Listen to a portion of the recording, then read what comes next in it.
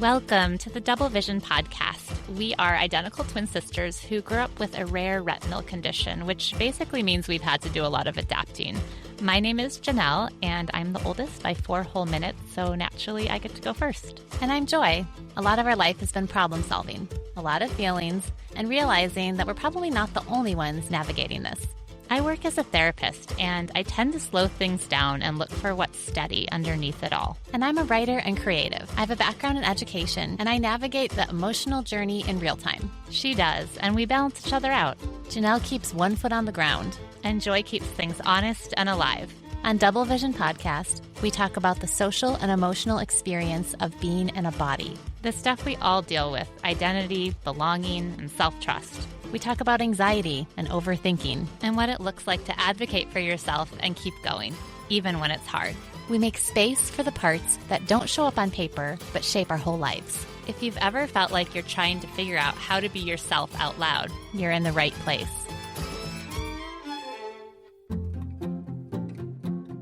Hi, this is Janelle, and I'm so excited to share our recent conversation with Rebekah Taussig. Rebekah is a Kansas City writer who lives in a house of half-finished art projects, loud music, and a fussy family of tender-hearted snugglers.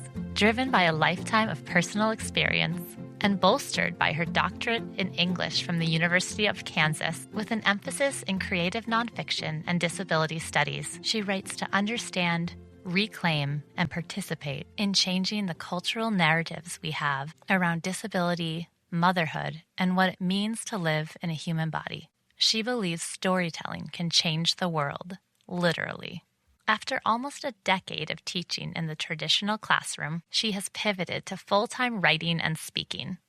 Author of the best-selling memoir and essays Sitting Pretty and the picture book We Are the Scrappy Ones, you can find her writing in Time, on Instagram, and Substack. She travels the country speaking with universities, corporations, and medical communities about the power of disability storytelling and representation. From the very beginning, this conversation felt less like an interview and more like connecting with an old friend. We found ourselves sharing stories with so many common threads and themes around identity, embodiment, motherhood, resilience, and what it means to move through the world in a human body. It's one of those conversations that stayed with me long after we stopped recording. Before you listen, I highly recommend reading Sitting Pretty, The View from My Ordinary, Resilient, Disabled Body. I truly think it helps set the stage for the conversation and deepens the experience of everything we discuss throughout the episode. And if you don't have time to read the entire book, you can read Chapter 7 as a standalone as we focus on stories from this chapter throughout the conversation. And make sure you stay all the way through to the end. One of my favorite stories she shares happens to be during our closing game, and it's such a beautiful final moment. This is Janelle getting us started today, and I wanted to begin by just expressing some gratitude towards you, Rebekah, for your work and how pivotal it's been, not only in my life, but in the lives of so many of the clients I work with, as I've integrated your book kind of as like a bibliotherapy type of a tool into my therapy work with clients adjusting to disability. So were you aware that someone was using your book in therapy? No. I honestly, I'm like, you're saying that, I'm like, wow, that is an honor. And I'm like rethinking what I wrote. Should it be in a therapy? I hope so. Yes. That's awesome. I'm so honored to think that it would show up in that space with you and your clients. Yeah. And I was curious, does it surprise you at all that your experience as writing about your disability, being in a wheelchair, resonates so deeply with myself, having a completely different disability as a person who's blind, and also with my clients who have all different types of disabilities? Like, what do you think it is about your writing and your stories that resonates so deeply with people with a variety of lived experience of disability? I mean, what a humbling thought. I think on the one hand, I would say it's never ceases to shock me that anyone relates to the things that I write. Maybe it's because of that like young adolescent, that younger version of me that felt like a little alien in the world. And like, I must be the only one because that's how it feels. And then at this exact same time, I think since I started writing online, I have seen that connection over and over again. And while it does like surprise that alien child in me, the kid that felt like an alien, it always surprises me. There's also this other part that's like recognizing that theme or that pattern, that there is something more universal or that connects on some different frequency. And I do feel really honored by that. It's interesting, actually. There are ways that it connects to folks with all different kinds of disabilities, but I've also heard from people who are just thinking about the experience of things like pregnancy, or I've had a lot of conversations with people in like book signing lines who talk about like their own experience of what they would describe as fatness, right? Like their own experience in a fat body, and talking about connecting from that angle. And that also surprises me, but I think maybe there's something about the experience of living in a body and the ways that we can feel invisible or pushed to the edges, or there's something really deep about the experience of living in this world together in the particular bodies that we have. I don't know. I feel like I'm using a lot of vague language to describe what that thing is, but there is something deeper that I've noticed and does feel like magic, like something quite beyond me, that I feel very humbled to be able to be inside of that frequency at all. You know, as long as it lasts, for whenever it lasts, feels like a little bit of, it's an honor and a bit of magic to me. Yeah, I love how you're saying like that all humans, we're all living in bodies, so we can all relate to that. You know, Joy and I first read your book, I think it was about 5 years ago, as part of our book club, and the other members of our book club are non-disabled, and they found it really relatable as well. So you just have this way of putting language and words to human experiences that really brings a lot of humor and lightness, and then also opens up for some deeper discussion and curiosity around disability and just being in a body, not just disability, but being in a body. You're making my heart swell and my tears well. It's such an honor to hear you say that. It really does. It's very generous of you. And I hope that that's how people experience it, for sure. That's exactly what I would hope and wish and want. This is Joy, and I really look up to you not only as a disability rights advocate, but also as a writer. I've loved writing since I was a child, and the way that you use language, and it's just really beautiful. And I definitely aspire to that level of writing. I also used to teach English. I taught middle school English, and I know you taught high school, right? High school and college? Yes, right? I did. Yes. Oh my gosh. Middle schoolers. I feel like people who teach middle school are like the most special brand of people. Did you like it? Did you enjoy it? I liked aspects of it. It's not what I'm doing now. I'm still in education, but I definitely, I think when I was, it was in my 20s, so I think I could relate, and it was fun, and I tried to make it fun. I mean, I had also a lot of adaptations I had to do in the classroom and different things that, you're always going to have that one kid who kind of is going to make life difficult, and they're like, the disrespect, but then other ones who really, you have that connection with, and you feel like you're making a difference and everything. So immediately when I was reading chapter 1, I came across this quote about shame, and the way that you worded it, I actually wrote it down, and if it's okay, I'm going to read it. Of course. As soon as I read that quote, I was connected to the book, and I just was like, oh my gosh, this is a soul sister. I'm going to love this book forever. And the way that you put the word, the concept of shame into words. I know you talk so much about creativity and being able to kind of make things work. And my vision is to the point where I can't read print anymore. And so I have an extra earpiece within my earpiece right now to pull up this on my phone and listen to it with voiceover and read it. So we're going to see how this goes. In the midst of my verbal wandering, I inevitably reached for the word shame, the box where I had lived for so very long, the box I still find myself tumbling back into with less provocation than I'd like to admit. This is the shame that attaches so easily to a body that doesn't fit. The shame that buds, blossoms, and consumes when you believe that your existence is a burden, a blemish on the well-oiled machine of society.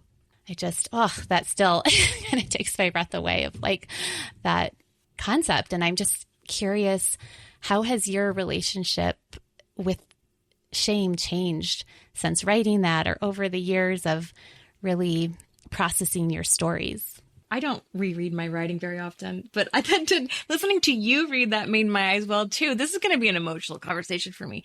And I think maybe part of the reason that I'm hearing you read it made my eyes well is that I had this assumption that you understood that feeling. Is that right? Yes. Yeah, it is a both and, because on the one hand, I think like being able to have these points of connection where with someone like you who could read those words and say, me too, I felt that too.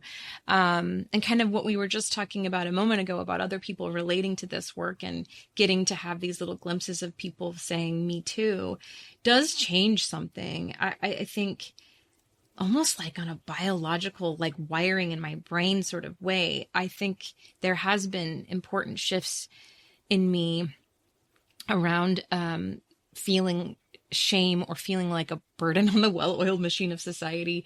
And then there's also that slippery piece, which I name in that writing, which is that I can fall back into that more easily than I would like to admit. And what came to my mind when you read that bit was I wrote those words that you just read in like 2019, probably. It's been bizarrely a long time. What a weird thing time is. But so I wrote those words in like 2019, which feels like a much younger version of me. But pretty soon after I wrote that, I became a mom. And my transition into motherhood threw me into a greater shame spiral than I think I'd ever experienced before, maybe. And I think part of it was the newness of trying to adopt a role for the first time, maybe, attached with like the high stakes of it and being perceived by others and feeling the skepticism of other people. I don't know. There's a whole recipe we could go into there, but I think writing that and having the experience of putting that whole book into the world where I'm like explaining ableism and I am giving the recipe for how this shame works and how to get out of it, like it's just, it's like I'm writing with the confidence of someone who knows. And then months later, after the book came out, well, actually, my son was born 3 months before the book came out. So I wrote those words, sent them to my publisher. It went into the bookmaking world. And then I had my son, and then the book came out. And I was in the middle of just deep shame or self-doubt, internalized ableism, all of those things. And so I think it's a both and of like, I think connecting with people who resonate with this experience and seeing that we're not alone, and for me to be able to recognize in other people that I don't want you to feel ashamed. I don't think you should feel ashamed. It helps me feel less ashamed. And also that doesn't make me immune, I guess, or I can still be thrown quite profoundly, it turns out. So I think I hold that in both hands, like this slow rewiring of my brain, and also this way that I can tumble, and being more mindful of that as I go, I guess.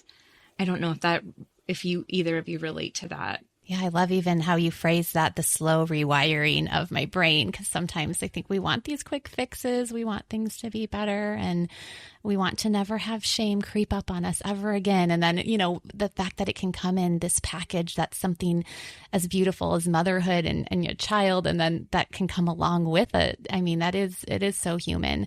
And yet it's so surprising at times. Yeah, it was for me. I did not see that coming, what with my confidence of saying all these things out loud for the world. And then, here we are. I would also say that just to finish the end of that story, I wouldn't want to leave it by saying like motherhood led me into a shame spiral. We're doing much better. We have adjusted. My son I was just saying before we started recording, my son is about to turn 6, and I definitely am not where I was when he was first born. And I was first adjusting to that role, which is hard for lots of people for lots of reasons. Mm-hmm. It's definitely, I don't know, this slow and steady trudge that is not free of stumbles, I guess, or I don't know if that's the right analogy, but with children too, you're kind of experiencing what how society sees you through their eyes then. Like, so you're having to re-experience, they're, once they reach a certain age. I mean, I remember my daughter, Lucy, when she was, 3 or 4 years old, talking about, I must have phrased it, my bad eyes or something. Cause she was like, does Aunt Janelle have the bad eyes too? And just being this thing of like her realizing. And that's when I actually went to therapy, was when she was little, because that's when it really started to hit me. I think up until then it was like, just something I kind of navigated. And then even since then, I mean, I don't think I needed as much care as when I did during those early years. And now, I mean, Lucy's now 20. So wow. Yeah. Wow. Yes. So. But what I also like about that bit of the story that you shared about her saying the bad eyes, I have felt as my son has gotten older, I think has been this expectation that because he has me as a mom, that he will like be the perfect advocate or the perfect, like the perfect little say everything right kind of kid. And I have felt very protective of him, to feel like he needs to have that role, like that he just like somehow is like free of the societal, I don't know, expectations or tropes or whatever. I mean, I feel like, for my son, when he was like 2, kids are always asking me about my wheelchair, which I've been used to my whole life. But I kind of had this idea that I would have a son who would not do that to other people, because he's used to wheelchairs, right? And we went to the farmer's market, and I remember just like staring at him in shock as he like pointed to this person with a chair that was kind of different from mine, and just said like, "What happened?" And I was like, what? Like, how, you too? Like, how are you asking this question? Don't you know about wheelchairs? I don't know. I just, he's not like this perfect little shiny child of a disabled woman who's going to know everything to say and is going to have like, I don't know, be the model for all of us. I think it's all messy, and I don't ever want to hold him up on some kind of pedestal like that, even as I do think that he has insights that a lot of kids don't, with this particular arrangement in his family. But anyways, I like knowing that other kids are also sorting things out. Yeah, I mean, there's a lot to sort out. This is Janelle again. There's a lot of like messiness to all of this, and that's why I so appreciate, especially in your book, Chapter 7 really stood out to me, the complications of kindness. And in particular, the story of the gala or gala. Joy and I were trying to decide which way it's pronounced. Potato. It's a fancy fundraiser you went to. And we were hoping you could kind of set the stage. You do such a great job in your writing of bringing some humor and really painting a picture of your lived experiences. This is a complicated one. It was complicated to write about. I think because there is this, my theme of my answers today is both and. I feel there's so much both and with a fundraiser like this, and I'm sure that your listeners will be aware of this kind of dynamic once I get into it. But yeah, I went to this, gala. How did I read it in the audiobook? I don't even know. Gala. It was like everybody was dressed fancy. And the point of it was to raise money for a nonprofit that does a ton of great work, in my city, to create like accessible playgrounds and accessible, like they have like a parking space campaign, and they do a ton of amazing stuff. And so I was excited to go to this event. And then as time went on, as the evening progressed, I started to get like this weird niggly naggy feeling. And one of the first things that I noticed was like there were no other visibly disabled adults there. I was the only wheelchair user, which started to feel a little strange. The thing that was the hardest to watch, as someone who was like once a kid in a wheelchair, right? Like that was the way that I moved through the world from the time I was 6 years old. And so the entertainment, or sort of the like event part of this gathering, was kind of parading these kids onto a stage, and they were kind of put in the position of like asking all of these rich people for money, or at least like I think that was the setup, right? And there were like yeah, it just created this kind of icky feeling of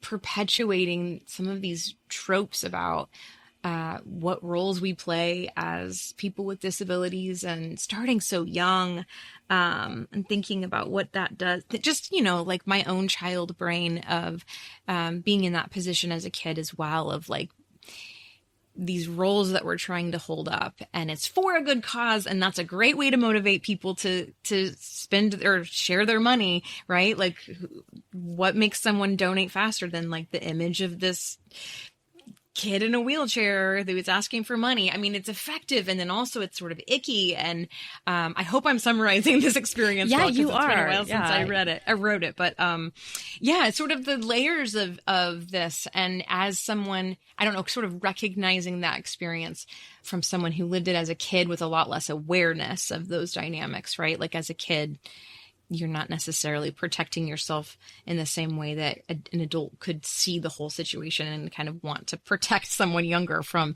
being put in that position. So, yeah, it was a complicated experience for me, and I had a lot of feelings about it. Yeah. Well, and something that really stood out to me too is how you started to write or draft an email to, I think, the person who had created the event, and then you wrote that you never even considered actually sending it because not wanting to complain essentially about someone who was doing some really good work. And I think what it brought up for me, I mean, so many of your stories brought up my own stories, but I'll share briefly that when Joy got her first guide dog quite a number of years ago, I was so excited, and I flew down to surprise her at her graduation in California.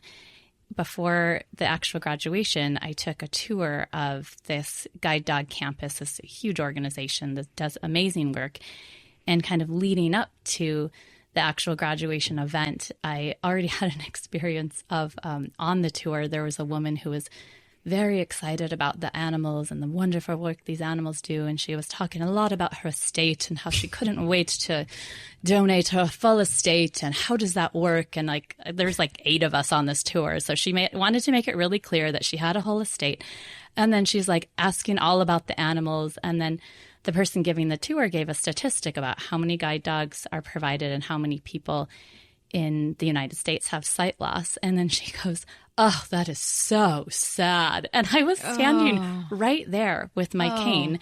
So I'm already having kind of like what you described, like that icky feeling. Mm-hmm. And then that sort of builds till we get to the actual graduation. And they did such a wonderful job with it. There's just so much thought was put into it. And at the graduation, they started to show this video that they had had a production company put this together. It was really well done. And the video part wasn't working, though. Only the audio would work. So they ended up deciding not to show it at all. As the only member that I was aware of in the audience that also had blindness, that all the students were up front, including my sister, I was really taken aback by that decision. And who knows, maybe there was more that I didn't know about why it wasn't being played behind the scenes.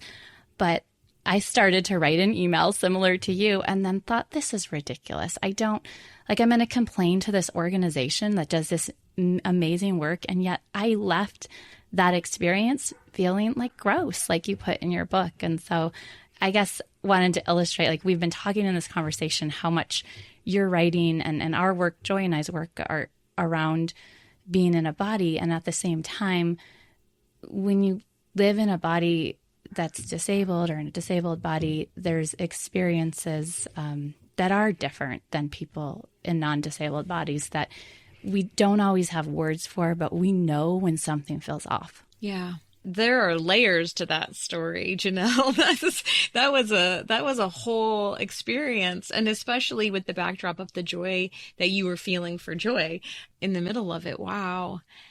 And yes, that feeling of like, how can I complain about it's interesting hearing you tell that story, because it's putting myself in your shoes, or like the thread that feels similar to the story that I shared is like, this feels like I'm being such a nitpicky, like I'm pulling apart a tiny detail when you do so much big, good work.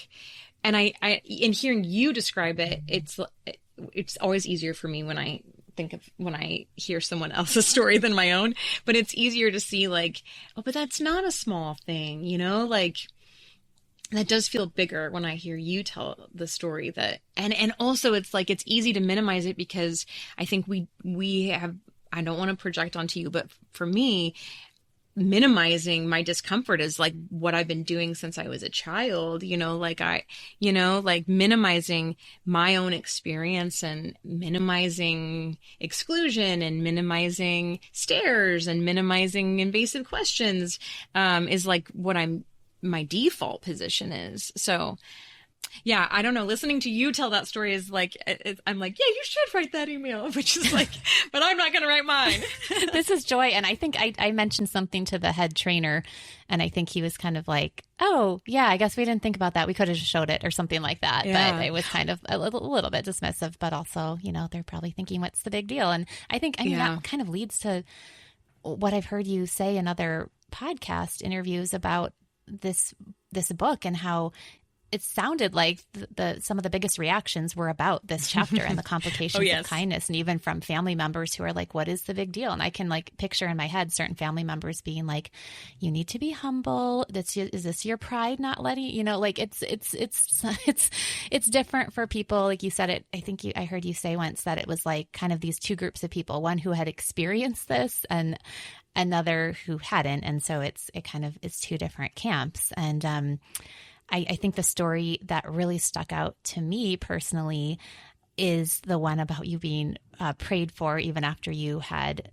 declined to be prayed for in a cafe, in the middle of a cafe, because something really similar had happened to me. And I think that's what distinguishes for me a good book that I'm reading, and then like a great, powerful book is one helps you get into the person's story and you're in it with them. But another one helps you go back to your own stories and reprocess them. And that one, when I read this 5 years ago, it immediately brought me back to 5 years before when I was at a Barnes & Noble with my 10-year-old daughter. And we were just minding our own business and shopping and trying to buy little calico critters for her little sister, unaware that people were, you know, watching us. And a woman sauntered over and very similar to your story, which I would love for you to recount for our listeners, but, you know, asked to pray for me in public. And yeah, I'll let you share your story, and then I want to tell you the end of mine because it was kind of interesting. And I want to know. Yeah.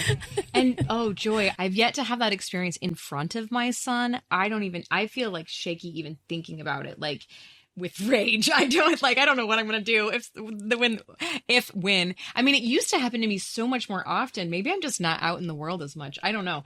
Yes, the story I recounted in the book. Yeah, I was grading papers in a coffee shop, and this young, just like beautifully angelic looking young woman, innocent and sweet, came up to me and asked if she could pray for my healing, which for context, I just have like very deep roots in that world and experience. Like, I think the first, I don't tell me if I wrote about this in the book. I don't even remember if I did. But the first time it happened to me, just for context, was when I was 5, and this man was like redoing the floors in our house, and his wife like heard about me and wanted to come pray for my healing, and she came and like put her hands on me and was doing her prayer, and then told me to get up and walk. And I tried and fell multiple times. That was the first time. And then my mom, I don't remember this very well, but my mom said that after she left, I like was on my tricycle, which I usually would pedal with my hands as a little kid. Went all over the neighborhood with this little red tricycle. And I came back inside and I was like, Mom, I think I can kind of pedal a little bit better.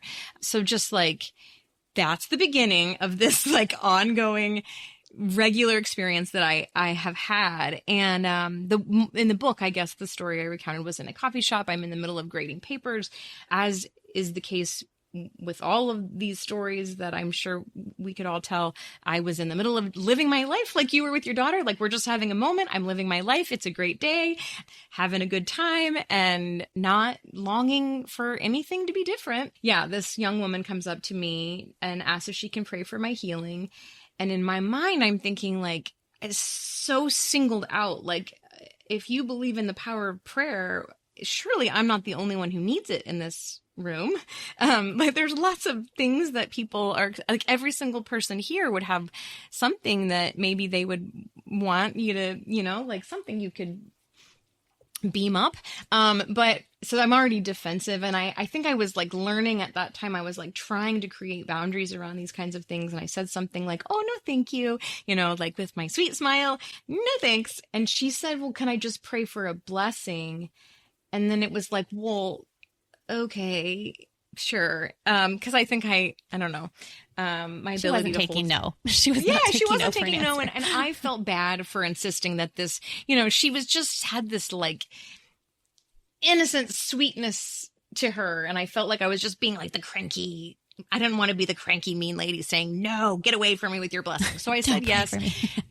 And then she ended up praying for my healing and then saying, and whatever that looks like in whatever capacity. So it was like this like little sidestep sideways door towards like, I'm going to pray for you healing anyways. But, and it felt so bad. I mean, I just, she leaves and I just felt like shaken and demeaned and embarrassed. And right, it's like this busy coffee shop and all these people are watching. And so now I want to know, Joey, how did your story end? What did you say? Well, same with in the middle of a Barnes and Noble. I felt my body say no, but I guess it's the people pleaser. Again, you don't want to seem rude. I mean, someone's asking to do something nice. But what's interesting is when I was reading your story, I asked Lucy, then a teenager, so 5 years later, hey, do you remember that? Because I was trying to remember, I'd kind of blocked it out, like what happened. She said, oh yeah, Mom, it was so awkward. And then she was like, I just remember asking you on the walk home, do you want to be healed? And I thought, oh my gosh, here's a 10-year-old asking the question that an adult and everybody should be thinking, like, that should be the main question. Like, what, do you even want to be healed? And I said, how did I answer? Because I'm not remembering any of this. And she's like, sure. Of course and not. she said, well, you said that, you wouldn't have Roja, that's my guide dog, and you wouldn't have so many of your friends and community. And that, yeah, while you would want to, on certain days, see better than you do, that, ultimately you don't know if you would change anything. And I said, oh yeah, that is kind of still how but I was like, gosh, what kind of message did that send? Even on the way home, when she knew that I was really kind of shaken by this, that I allowed somebody to lay hands on me, to do something that I was uncomfortable with in front of my daughter. And I think that's more of like kind of the sadness I felt when I reflected back on it. Like, gosh, what message did I send about people pleasing and allowing somebody to do something you're uncomfortable with because, I because it feels good for them. Yes, I think she said at the heart of both your stories, ladies, is like this idea of what someone else is wanting. And that's what we were really exploring in our last episode, where we shamelessly begged Rebekah to come on to this podcast. We were talking about like helping being about the other person, and oftentimes not even taking into account the person you're helping and what is their experience like. Right. Which is why it's interesting that people get so mad about this chapter. I feel like it's very revealing because the idea is like, if it's really about helping other people, don't you want to know how that's experienced? Like what the impact of that is? There are definitely people who feel really threatened or like offended, or maybe it's sort of this like weariness of like, another thing that I am doing wrong, that I'm being chastised for, or another thing to keep track of. I don't know, but I've definitely experienced a lot of people who are like when the book came out, that chapter was actually reprinted in Time. And I remember they posted it online, and I remember one of the comments was like, "Oh, are you serious? Like, we can't even be kind now." And it's like, if that's what it was, but that's what they took away. Yeah. I mean, I guess given the content of and the moments that are being described, I guess it's not that surprising, but it is revealing to see kind of that reaction. I think a lot of us, myself included, really like want to think of ourselves as kind people and people who do kindness. And honestly, I do want to live in a world where we are kind to each other. That's really important to me. I want us to offer that to each other. It's just a consideration of what that actually looks like might be different than what a lot of us have imagined for a long time. Yeah. And just the reality that we all need help and that we all give and receive kindness throughout our lives. It's part of being human, and yet there are some complications to it, as you so beautifully write about. Yeah. You know, what is one thing that has been interesting since the book came out reminded me when you just said we all need help at different times in our lives. One of the things that's been interesting is that I've had a lot more conversations with people who have non-apparent disabilities after I wrote this chapter. And it is interesting that in a lot of ways, the way I describe people's reaction towards me is kind of flipped for some people who have non-apparent disabilities. So if people are like clamoring to help me and assist me, a lot of times what I've heard from people is that if they have non-apparent disabilities, a lot of times people don't believe that they need help. And so it is this, I think the ask of it isn't like, so don't offer to help people. I think it's more about like, pause and witness the person in front of you and believe them when they tell you that they do or don't need help. I think it's about like actually being present with people and not like seeing people as stereotypes or like the caricature you have of them in your head, whether that's like, they don't need help, look how capable they look, or they definitely need help because look at that cane or look at that wheelchair, you know, whatever it is. The assumptions. Yes. Yeah. Yes. Either in any direction, I think. It's like learning to see people as individuals that we don't know that much about yet and looking to them to help us understand, I think. Yeah. And what I'm really hearing in that too is just believing other people. Like I work with a lot of clients with chronic pain. It's like they oftentimes don't feel believed or helped. And so believe people in both directions. Like when they say they want support or when they say they don't want support, they're expressing to you what their needs are. Well, and you never know what people have going on. I mean, I was on this yoga retreat recently and I stepped on someone's mat, and as I was walking in and I didn't have my cane with me, and she's like, "You're walking on my mat." And I was like, "Oh, I'm so sorry." And then later she saw me with my cane and she came up. She's like, "I am so sorry." She's like, "I had no idea." But I was thinking, why don't we all just give each other the benefit of the doubt and, you know, a little bit of grace, whether we know what's happening or not, and just assume that people aren't trying to be rude. So I think it is about all of that. Yes. And I think like, I am very guilty of this as well. I think there's something like almost like evolutionarily built into us or something that's like able to make really quick assumptions about people. Like that's how we move through the world. And I think it's just like training ourselves to slow down a tiny bit and see the humans next to us as like actual complicated human beings with a lot that we don't see, like a lot that we don't pick up on right away. And we have to listen to each other. I love what you're saying about slowing down. I think that's one of my favorite parts about being disabled is just how it forces me to slow down in so many areas of my life. Yes. Sometimes it's frustrating. And also I'm like, this is so good for me. This is exactly what I need. This is how yes, I'm so glad that I'm being pulled to slow down, even when my impulse would be to go faster, faster, faster. Slow is good. I would love to hear what you have going on now. I think you just published a children's book, right? I did. That was, yes. Oh my gosh, was that last year? When did that come out? Yeah, it's called We Are the Scrappy Ones. It started out as a poem that I wrote for this group of kids. I hung out with a group of teenagers at a camp for teenagers with disabilities who are like gearing up to make that really intimidating leap from childhood to adulthood, kind of preparing to be more independent. And I hung out with them for an afternoon and we were talking about a lot of different things. But I noticed that anytime we talked about disability in any capacity, that the kind of the air in the room shifted and everything, all of our language turned into like medical jargon. And we were all talking about like diagnoses and surgeries and, you know, like all of this medical stuff. And it was interesting to me because it actually really reminded me, I hadn't thought in a while about how that's exactly how I learned to talk about my body growing up, was like through this really medical lens. A lot of us who have disabilities, acquire disabilities, a lot of times we learn about that embodiment through medical people who explain it to us in medical jargon. And so I wrote this poem to this group of kids because I wanted to think like, I want to invite you into a group that is vibrant and interesting and varied, and I was trying to think of what would be a word that I could use to describe people who move through the world with disabilities. And that felt like a challenge because there's a huge range of experience, like disability can describe anything from like a traumatic brain injury to epilepsy, wheelchairs or low vision or whatever it is, right? Like it could be so many different things. And I was like, what is the word that could describe a group that's that varied?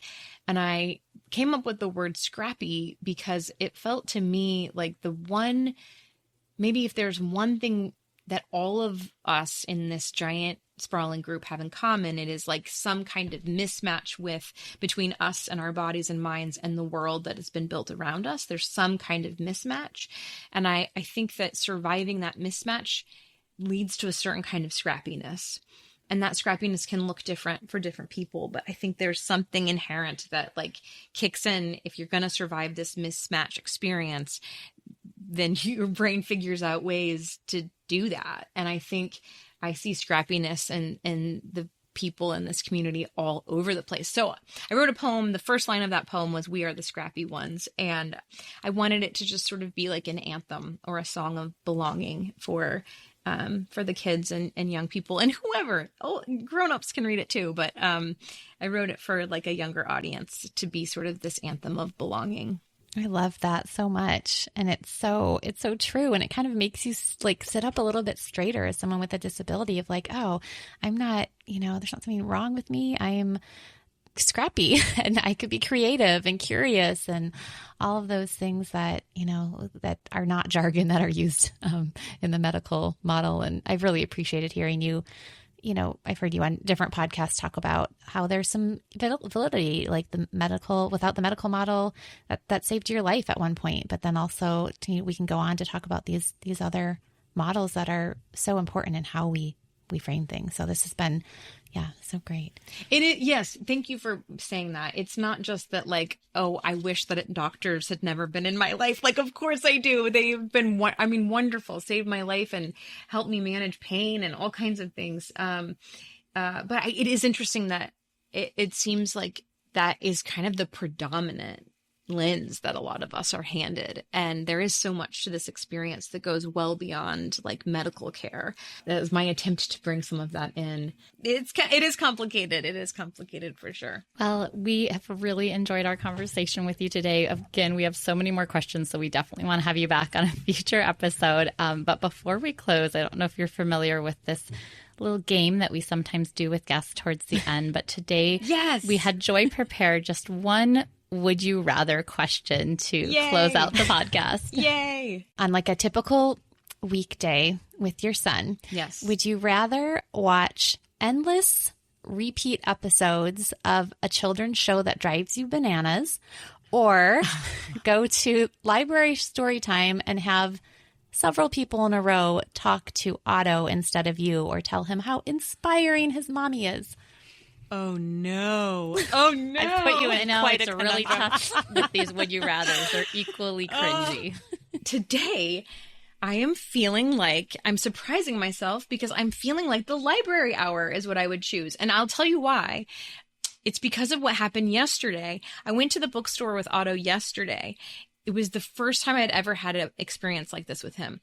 So this little girl is doing what I'm very used to, which is just like, why is she in that wheelchair? Why is she in that wheelchair? Which is, of course, common. I'm not there's no hate towards this child. It's just our reality. And also I don't love it and it's not fun. And it's really not fun to have my son be a part of that. And so I looked at him, and when we heard this girl asking, and we made this face at each other that we've never made before, which was just like, oh, here we go again. we put our foreheads together, and I whispered at him and I said, do you think we should answer or should we just ignore her? And he said, ignore her. And so we just we were just like conspirators in this, like, we're just going to pretend like we don't hear her. And there was something about that. I think it's not like I am like excited for these moments to happen, but I do like the opportunity. And I feel like now that he's almost 6, like we're able to talk about it together more. Like he has language and I have language to be able to like process it together. And because it is such a reality of life in public for me, it's sort of inevitable that will happen for him. And I'm kind of excited for us to figure out how we're going to resist that or move through it, or like, I don't know, find our own little magic route through that together. So today I'm saying, let's do the library. I'm sure if you ask me next Wednesday, I'll be like, no, I can't, no more. But today that's how I'm feeling. I just felt like goosebumps and tears well in my eyes as I heard that story, because it just speaks to the connection that you have with your son, and how some of these moments that can, yes, on the one hand be challenging, on the other hand, they're creating this real like inside, kind of like an inside joke between you and Otto, and this deep connection of you have like we know what's up, kind of like this. We're not going to let other people write our story for us. Yes, exactly. Oh, I love how you said that. Now you gave me these goosebumps. But I mean, Joy, it kind of reminds me of that moment you had with your daughter, which I know is not what it didn't go exactly how you wanted. And maybe you wished you would have modeled something else for her. But also it's like, what a cool conversation to have with a 10-year-old. And also, like, I'm thinking, I know that, again, like it would have been great to have modeled this way that you would have wished you would have handled it. But also I feel like she's getting to process like, wow, there's this way that we can treat each other. And that doesn't feel like the right way to treat each other. And I can't imagine that didn't like enter into her deep knowing in the way that she moves through the world with a different kind of consideration, because she had not only witnessed that, but was able to process it with you afterwards. I don't want to make any assumptions, but I just feel like there would be something meaningful about that exchange that you had with her about it.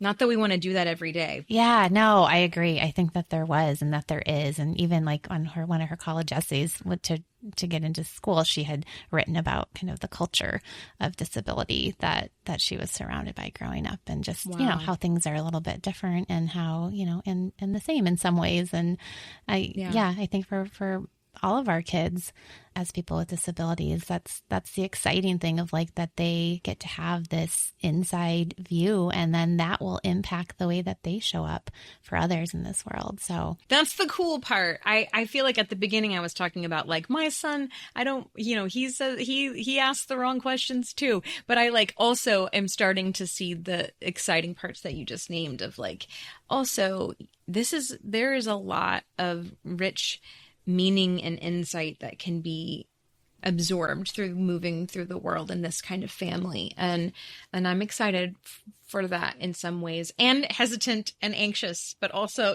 like with this deep knowing that like, I think that this can be a really meaningful way to grow up. So we're trying, we're one day at a time. It's all of it. Well, thank you so much again. I truly enjoyed this conversation, and really looking forward to having a part 2. For real. I hope we really do that, because I would really love it. This has been really meaningful to me as well. And I really like what you guys are doing with the podcast, and I would love to do more of it. So you just let me know. Bye. Bye.